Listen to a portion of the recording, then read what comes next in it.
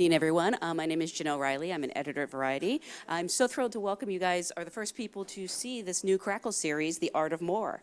At this time, please join me in welcoming the very talented cast to the stage. First, the actor who plays Graham Connor. You probably know him from the film Love, Rosie or the British series Where the Heart Is. Please welcome Christian Cooke.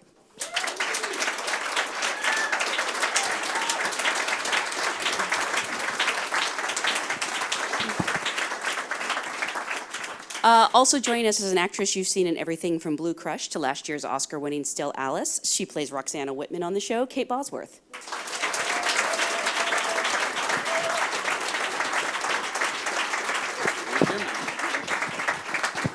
Please welcome the very talented actor who plays Arthur Davenport. He has shown his range in everything from The Princess Bride to Saw to Liar Liar, Cary Elwes.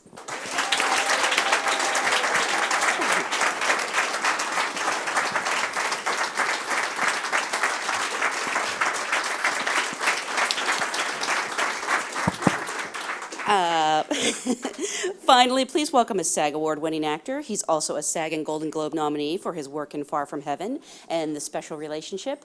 Please welcome Dennis Quaid.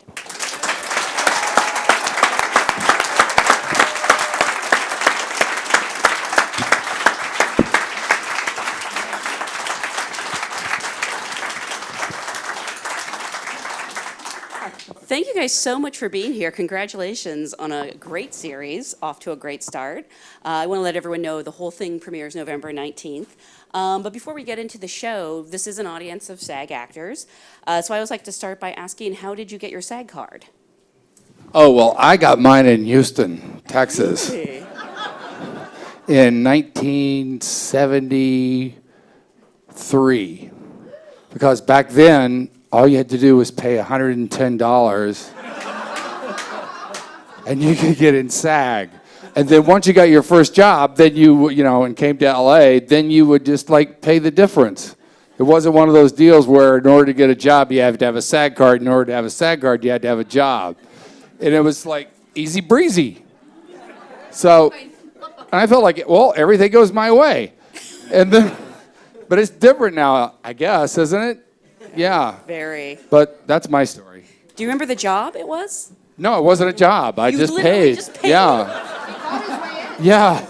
There was a casting director in Houston, and I didn't have to do anything for it. Are you sure? have you? Is it a real SAG card? Have you checked? It was a Trey Wilson got his, and my brother Randy Quaid got his SAG card the same way.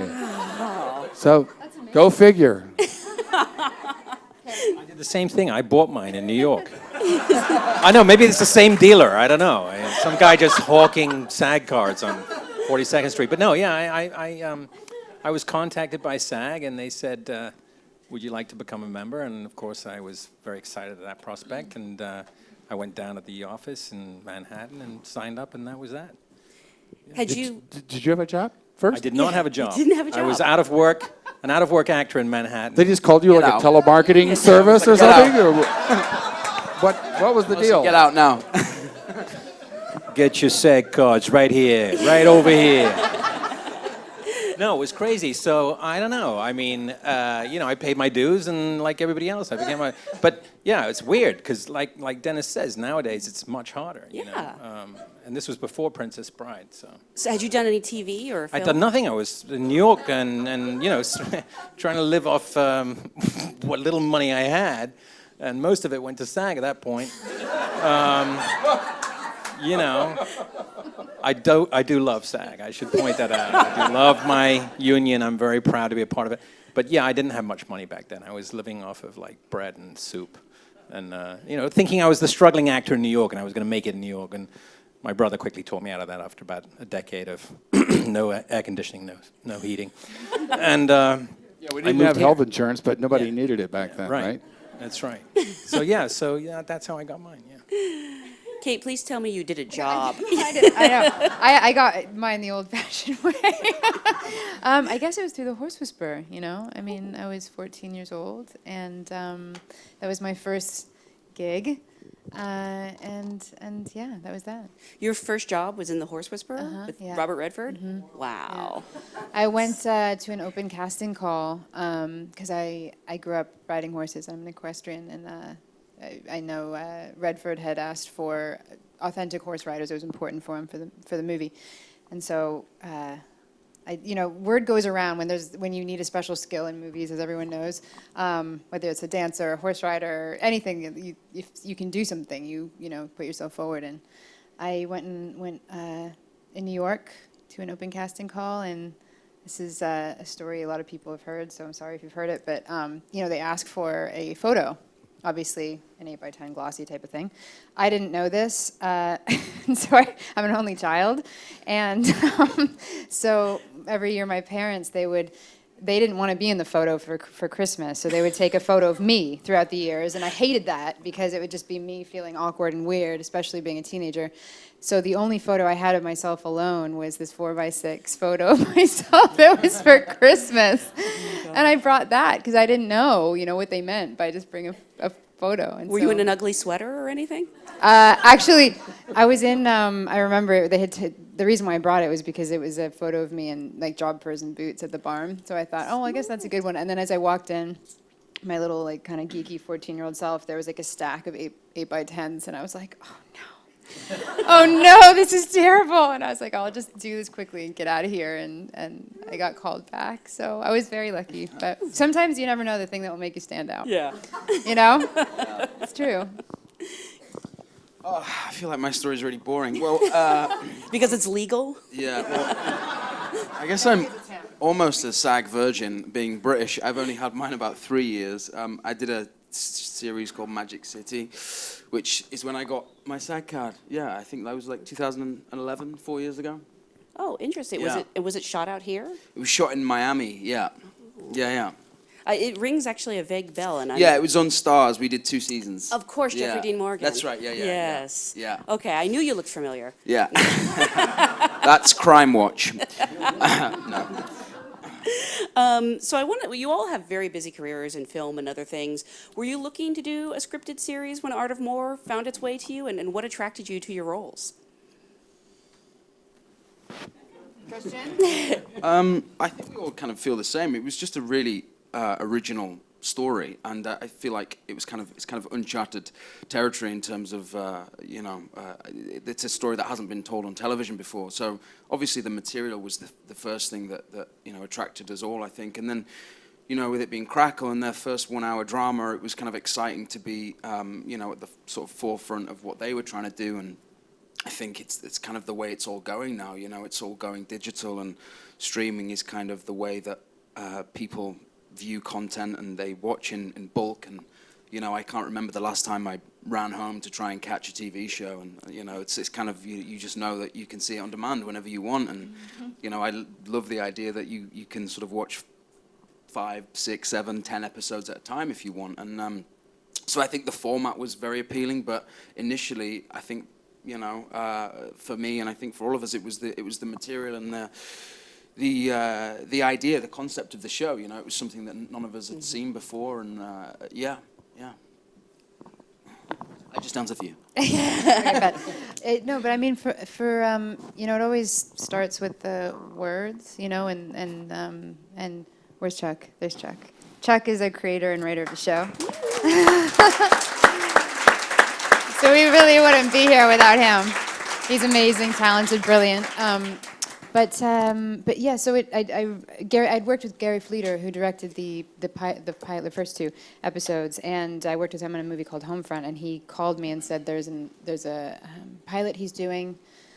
Was I interested in television? And I agree with Christian. This is a world and a platform that I'm very interested in. And so I read the script and loved it, and that was kind of it. The rest is history. And for you guys? Yeah, I worked with Gary as well. We did a film called Kiss the Girls. That's right, over you a were so decade evil ago. in that. Right. Spoiler alert, sorry. And so we had always been looking to do something together again. And he called me up, same as with Kate, and he said, look, I got this script. It's pretty good. I think you should look at it. And the characters were interesting. And I read it, and I loved it. What I loved about Arthur was that he was so complex. You know, it's very rare that as an actor you find a part that's so nuanced. And Chuck, it's a credit to Chuck. He wrote all these characters so beautifully. They're all deeply wounded people. They're obviously all very greedy, you know, very needy and want to be, you know, they all want fame and money and all the things that, and to be loved, sure. They're just like us. Yeah, yeah. And, you know, they're definitely, you know, materialistic people, no question about it. But we're dealing with a world that's very materialistic. I mean, other than the stock market, there's very few businesses that exchange, you know, millions and millions of dollars in a fraction of a second. And we all know what happened on Wall Street with where some of our money went. So it just goes to follow that it's entirely possible in the art world that people get greedy too, you know? And Dennis? No, for me, it was also Gary Fleeter who first made me aware of this. And we did a movie called The Express. And, you know, once again, I read the script. I really loved the character. I loved where it's going. And I just think that there's a golden age going on right now in television.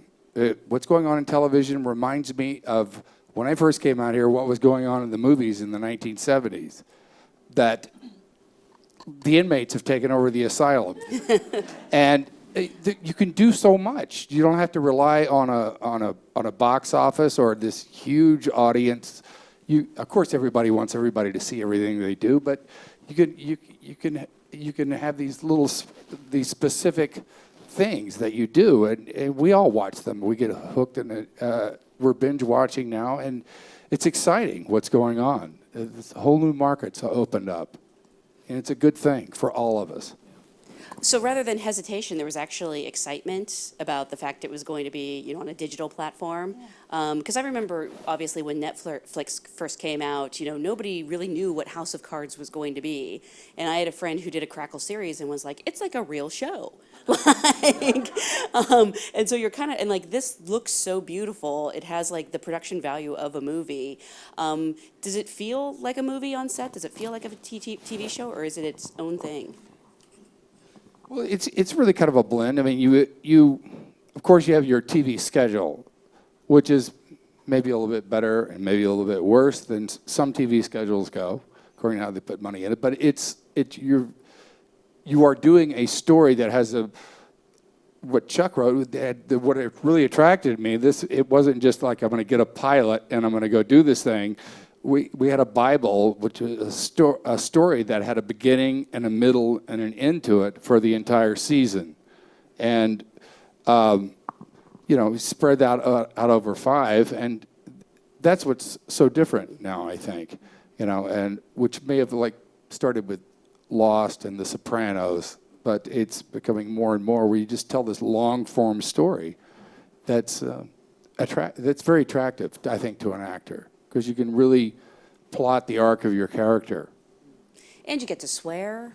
There's things you get to do on this platform that I don't think you can do, maybe even on paid TV. Well, I think something that I found is that actually you kind of get a certain amount of more freedom in a way, because you know, they've never done it before. So, you know, we kind of get to be collaborators, which is nice, and that's a credit to, you know, the creatives, you know, as well, that they listen to our opinion, and it's kind of like a team, and we sort of find the answers together, and it's not this huge machine yet that some of the networks are, and you know, where your ideas might get shot down, and you know, people might sort of say, well, you're just an actor, you just kind of have to say the lines and whatever, and so it was more exciting in a way, because it felt like, you know, we were proper collaborators and not just kind of pawns in you know, on the chessboard kind of thing. And I'm curious, because this is a world that I don't think many people know about. Did you guys do any specific research for your characters? Were you at all familiar with the art world? I don't even collect art. You did, right? Yeah, I went to Bonhams in London, which is one of the 4 major auction houses. I think it's Bonhams, Christie's, Sotheby's, and Chuck Phillips. Yeah, whoever that was. Thank you. Mr. Phillip. Mr. Phillips, thank you. Damn, not getting invited to that Christmas party. But yeah, so I went and spent a day there, and with one of the experts, kind of like the equivalent of what I, you know, Graham's job. and learn loads. And it's kind of such a fascinating world, and that rivalry that goes on between Graham and Roxana really does happen. And this guy was telling me that they all follow each other on Instagram, and they all sort of like, they all kind of, you know, trace where each of them are in the world and go after the same accounts. And it's, I mean, it's a very elitist world, you know, it's kind of, right. Yeah.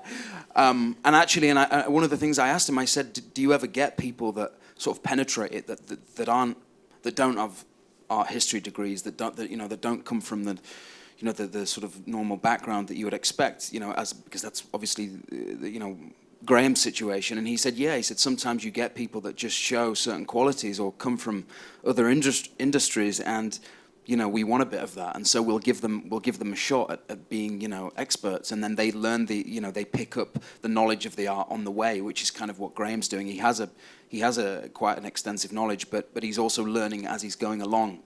So that was fascinating to know that there are people like Graham that kind of slip through the net and work their way up.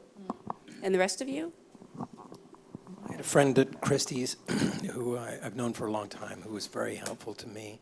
I mean, I grew up in the art world, so I went to a bunch of auctions as a kid. But having a friend at Christie's was very helpful. She read the pilot, and she enjoyed it a lot. She said, yeah, sure, you took some poetic licenses, but she said the essence of what goes on behind the scenes, the public very rarely gets to see any of it, obviously. And she said there's a lot that goes on that she can't really talk about. But nothing too nefarious, not quite like our show, I don't think.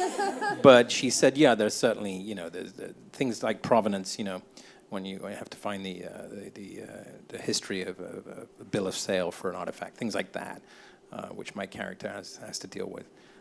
That comes up a lot, she said, you know, where artifacts show up, and the history of the sale of the item is often kind of sketchy at best, you know. And we have a lot of that going on now with all the battles and wars being fought in the Middle East. So all of these artifacts are suddenly flooding the market, and they, you know, we know a lot of them are being smuggled in illegally. So I just read a story today about some huge company that's being indicted right now for stealing some artifacts out of the Middle East, so here in the U.S. So it's we're definitely on the zeitgeist of something that's happening, you know. Speaking of being in the zeitgeist, Dennis, I've heard your character as referred to as Trump-like.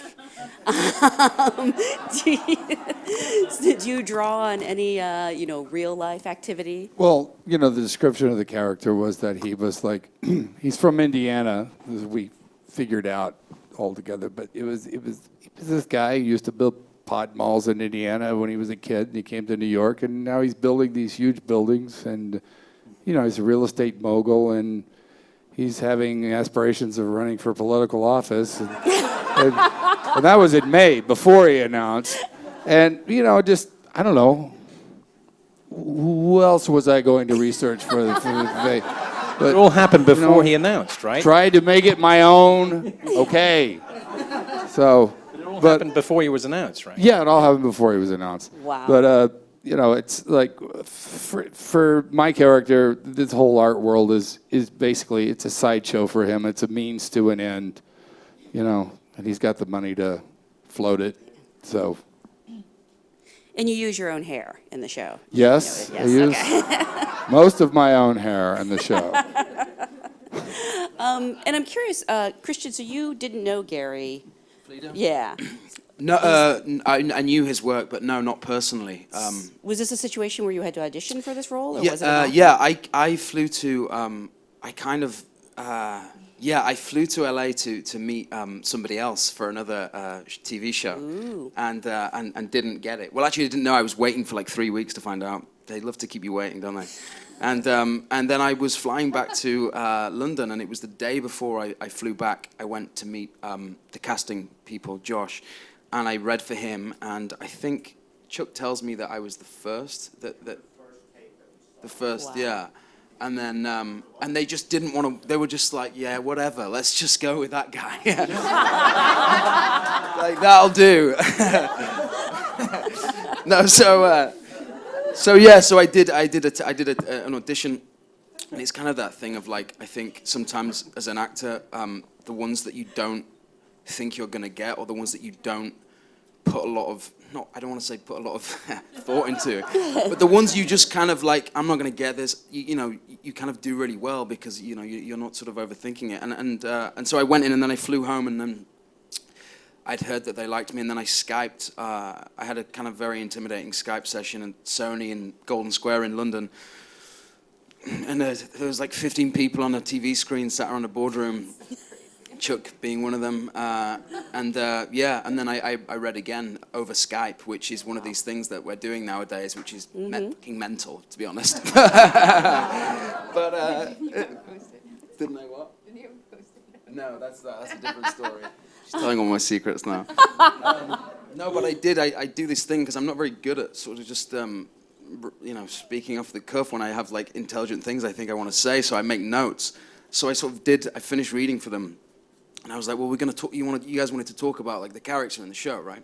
They're like, yeah. So I brought a friend in to read with me, so I was like, all right, Tim, I'll see you in the pub, right? And then I said, look, guys, I made some notes because I don't remember everything, so and then because there's this delay over Skype, like any comedy is just lost straight away. So I just kind of get these 15 faces just looking back at me. And I'm like, okay, I'm just gonna like talk. Anyway, it was fun. It was awkward, and then a few days later, I got it. I mean, auditioning is sure. I won't say. But it was odd flying to New York for the upfronts a few days later and meeting Kate and Dennis and meeting everybody for the first time, and the director and meeting Gary for the first time and Chuck in flesh. I think there's that thing as an actor when I've been offered roles in the past having not auditioned, and I always think like it's a bit unsettling for me because I'm kind of like, okay, but are you sure? Like, do you know what I mean? Yeah. So that was kind of awkward as well. Well, it is such a natural process, and I'm wondering if you guys agree. Do you ever prefer to audition, or do you like being offered? I hate it. I love auditioning. Yeah. Really? Yeah, I do. Yeah. Do you really? Yeah, I do. Oof. Yeah. I find it really unnatural and weird, and like, I don't know. I mean, Miming, right? I Who just- likes to mime? Come on, it's the weirdest thing, especially when you're auditioning off camera with somebody like, I think it's cruel. Actually, I really do. I think it's a cruel process. I think it's ridiculous. But it shouldn't be though. It shouldn't be. It No. shouldn't be like that. That's the thing. I think it's like it's never as it would be, and it's putting people up sort of in a unwinnable way most of the time, and I don't know. I think it's not the nicest. But I do think this intimidating atmosphere is sort of created, and it shouldn't be like that. You know what I mean? A lot of the times, actors feel intimidated, and there's no, it shouldn't. That's just not the way it should be. And I think often when you have a good audition, it's because there is a creative exchange between the actor and the reader, or the director, or the producer, and it feels, even if you don't get the job, you walk out feeling like you've done a bit of a workshop and you've had an experience. I think that's kind of more the thing it should be like. Yeah. I did so many auditions like that and never got the job. And then I did some where I was intimidated and I did get the job. And then it was just it's like you never know. I mean, that's the nature of it all. It's all intimidating. It's all like it's you against 200 other people who look just like you when you walk into the office. And it's just the way it is until you finally get that part, and then things get easier. And that's what the thing to do is get that part. That's the thing. And then it hopefully becomes easier. And would any of you be willing to share with us your worst audition story, or maybe the best audition? I'm assuming the best is. My first audition was so awful. It was just appalling. I was trying out for the Young Vic Theatre, which is a version of the Old Vic, but it's the Young Vic.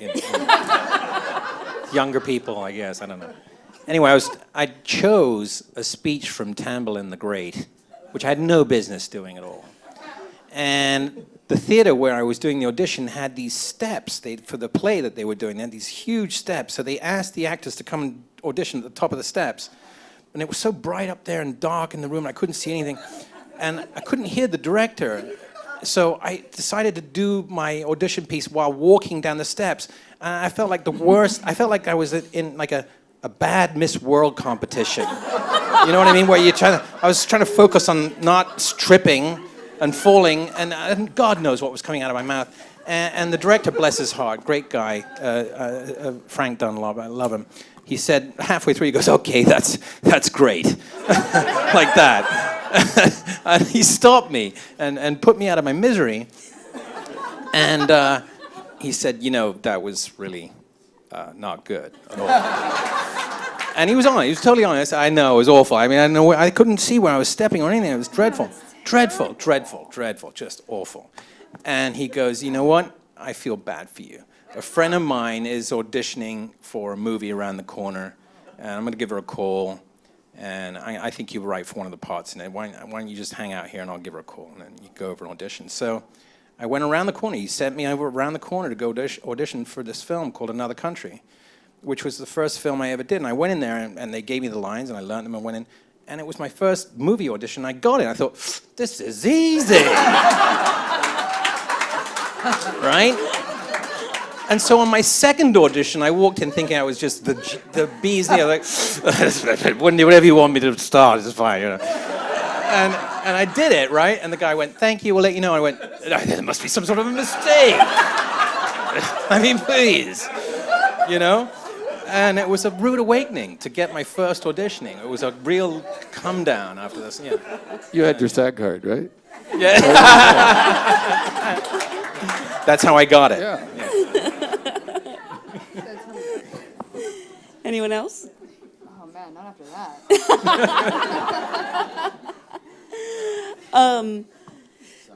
Something that's funny is I believe I first became familiar with this show through a video that went viral that featured Dennis having a rant that later turned out to be a Funny or Die video. Who came up with that idea? And was it supposed to be marketing, or was it just something you did for fun? We just, I wanted to do one, and then I went over there and they came up with some ideas, and it was 7 of them that they had, and I picked the one that I did because it just seemed like it was either going to really work or was really going to just bomb and lay there.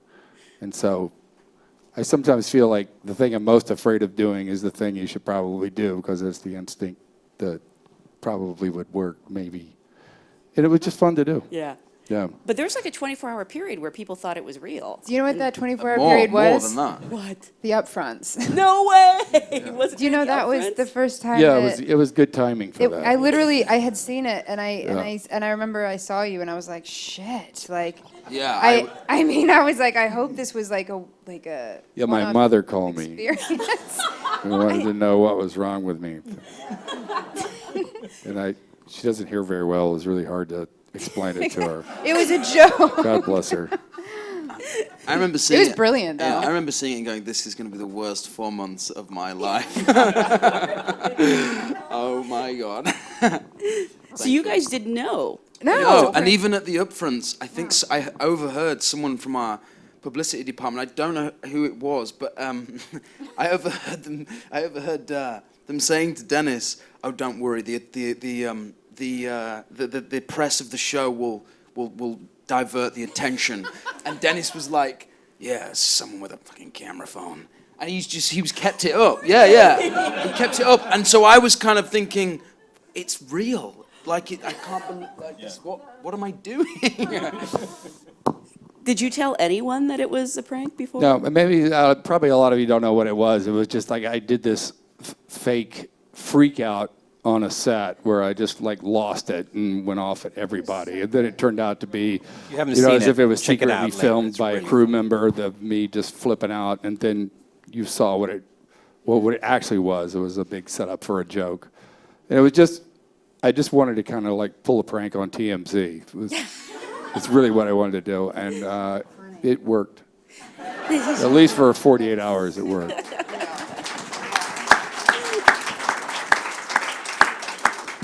Did you at least tell your publicist it was a joke up front? I don't have a publicist currently. Wow. No. Someone offering? I want to take some questions from the audience. I apologize in advance if I mispronounce anyone's name. Oh, gosh, speaking, I believe the name is Laureen. The name is Laureen. Wants to know, how has acting evolved for each of you? Well, for me, I actually have more fire in my belly for it now than I did in my 20s. I really do. And I think that's the whole secret to it, is having fire in your belly about it. Like the first thing, I was like 18 years old and went into an acting class in Houston, Texas with Mr. Cecil Pickett, and he gave me a great gift. I knew what I wanted to do when I was 18 years old. I knew what I wanted to do with my life. And it just burned just to do scenes in class and then, come out here and get in. And I was just going to do it. That's the way it was going to be. But as it goes on, I just appreciate it more because the older you get, they don't kick you out like they do in sports. You just keep to get doing it. And it gets more interesting and you get to know yourself better and you get to see, you have this incredible life where you go, I mean, I feel like you get to go all the way around the world and see all these things and be places and meet these incredible people that you get to work with. And it's a fantastic life. And I just love doing it. I love acting. Yeah, I mean, I second that. It is. It's the greatest thing to be an actor. Let's face it, right? I mean, it's a beautiful thing what we get to do. My daughter, who's 8, when she figured out what I did for a living, she goes, "So, Daddy, they pay you to do dress up?" And I literally had to go to I had to think for a second. I went, yeah, I guess that's true. Pretty much that's it. So evolving for me, I guess I could echo Dennis in that I'm much more comfortable in my own skin now than when I started out. I was kind of a nervous wreck at the beginning of my career. And as you get older, you sort of start to learn things and work with people, and the more experience you get, right? Yeah. You start to sort of, feel more comfortable doing it. And for me, research has always been fun. I remember when I started, it ages me now, but back when I started, I had to go to the library and get tons of books. But now, having the internet is genius, right? I mean, there's a lot of misinformation out there, but there's a lot of information out there too. So for an actor, I think it's fantastic to be able to actually work from your laptop or your iPad or whatever, and be able to get all the information that you need very, very quickly. And that's an enormous resource for me in terms of how much it's evolved for me. Has your daughter seen any of your movies? She has, and I asked her if she wanted to watch The Princess Bride the other day, and she said no. I said, I can't force. I'm not going to force it on her. Yeah. We're like, sit down. You're going to watch this movie. I was afraid of the wild boars. Yeah, right? When I was younger. Yeah, the rats. The rats, they Yeah. scared me. Yeah. Well, she's still 8, so, and she likes princesses and stuff. You're right. Yeah. But at some point, she will. Show her Saw. Yeah, exactly. Just cut right to the chase. Yeah. And what about for you guys? I feel like I'm echoing what you guys said, but I think it is, through experience, really, that you get to know yourself more and just trust yourself more. I feel like I was just a total, I was probably doing it in silence, really, but I was like white knuckling so much of my career, of just thinking, oh God, just pretend like you know what you're doing. You know what I mean? Just don't give it all away that you have no idea what you're doing. And so I think that then the more experiences you have, then you start to say, okay, I know a little bit more about what, not all of it, but and so I feel like you chip away at that, and then you realize just that you can kind of let it go and not hold so tightly to things. And I mean, I'm still in that process, honestly. There's some days where I'm like, oh man, like it's gonna, the veil's gonna come down and everyone's gonna figure out that I have no idea. I'll just say it now, so I have no idea what I'm doing. But yeah, I think that's really what it's about. Working with great people and having those experiences and just holding on. God, I mean, it's a tough ride sometimes, and you really look at yourself some days and you're like, God, they don't want me. I'm not this enough. I'm not this enough. Whatever it is, and then you just hold on, and you'll start getting those experiences and those moments that fulfill you and lead to the next thing.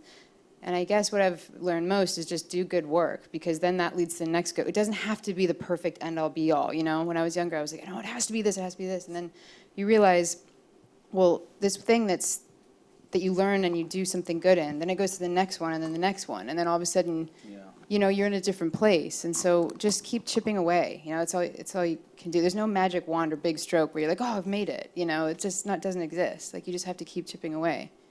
You know, that's whatever.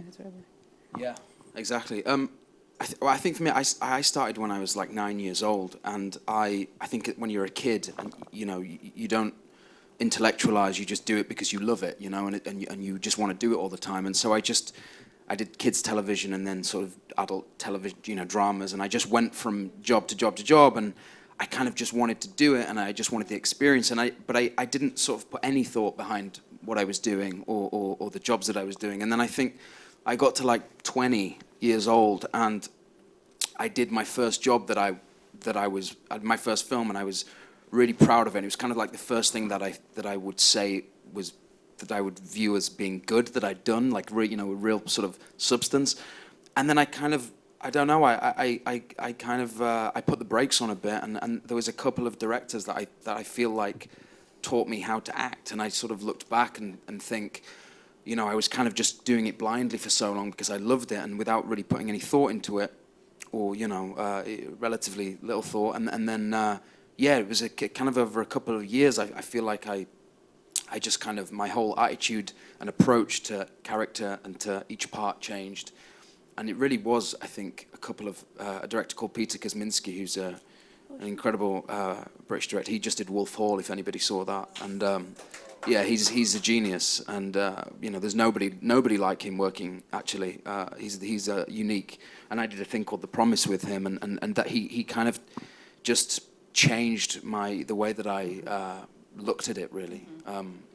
But yeah, as Kate was saying, I think it's just as well, so many people have said to me, you know, it's a marathon, it's not a sprint. And when I was younger, I kind of set these goals for myself, and I thought, well, you know, by the time I'm 18, I want to have done this and this. And it's just silly, really, because it's about enjoying the journey as well. And it's all about the journey, really. And I think that's where you grow. And yeah, I think it's just about enjoying the process. And for those of us who don't want to wait till November 19th, what can we expect from this first season of Art of More, having only seen the pilot at this point? Well, Christian's character dies, unfortunately. First scene of episode 2. No, I don't. No, he doesn't really. So much. I think it just, you know, with every episode, the stakes get ramped up, and it just help. Just watch and see everybody try to get what they want. Yeah. And are you guys open to A returning lot of us for don't get it. second season? Absolutely not. You heard it here first. Absolutely not. I hate all of them. So we're not going to be coming back. That's it. No, absolutely. Yeah, I would love to. I would absolutely love to. I was saying to Chuck and the other producers that I feel in a way, I feel like even by episode 10, it feels like this is kind of the preface, you know, when we're just getting into like this, the realms of possibility with the show. I think that there's so many directions we can go, and it's kind of this is kind of the origin story, and you know, as the back half of the season unfolds, it goes to some really interesting places, and you know, and I feel like there's so much scope for it, and I would certainly love to come back and do it, and I just love these guys. We're kind of a little family, and you know, we love working with each other, so I think we'd love to do it again. We have to see what you guys can predict will happen to Trump next. As Trump gets more outrageous, so does Dennis. Again, I want to remind everyone that this premieres November 19th on Crackle. Thank you guys so much for being here, and thank you Thank you for coming tonight, everybody. Thank you so much. Thank you. Good luck out there. Thank you, guys. Appreciate it.